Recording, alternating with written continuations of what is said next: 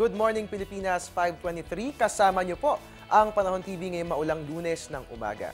At ngayon nga ang tanong ng karamihan sa atin, alin-aling mga lugar ba ang magiging maulan ngayong araw ng Lunes? Silipin po natin yan sa pamamagitan ng Project NOAA ng DOST. Para nga po sa ating chances of rain, ayon nga po sa color scale, yan nga po yung aking nasa gawing kanan. Kapag sinabi pong 70 to 100%, ibig sabihin po magiging maulan. Yan nga po yung kulay pula, dyan nga po sa ating color scale. Mga kabayan, nakikita nga po natin ang mapa ng ating bansa. Mapapansin po natin, kulay pula, dito nga po yan sa atin, sa western section ng Luzon, particularly dyan po yan sa Zambales at Bataan area. Kapag sinabi nga pong mapula, ibig sabihin 70 to 100% chance of rains ang mararanasan.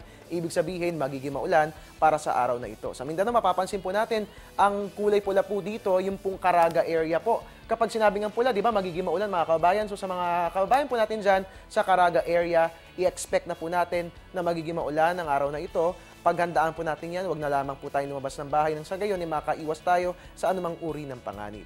At para kayo mismo ma-access nyo po itong ating Project NOAA, pwede nyo pong bisitahin yung ating website, www.panahon.tv, at kayo mismo, pwede nyo pong silipin yung Project NOAA ng DOST. Ngayon naman mga kababayan, alamin natin ano-ano nga ba yung mga emergency hotlines na maaari nating tawagan. Importante po ito.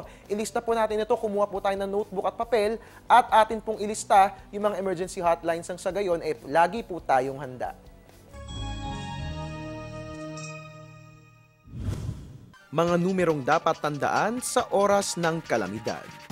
Pag-asa 433-8526, NDRRMC 911-1406, MMDA Flood Control 882-4177, 117 naman para sa Philippine National Police, Philippine Coast Guard 527-6136, Philippine Red Cross 911-1876, Bureau of Fire Protection 729-5166.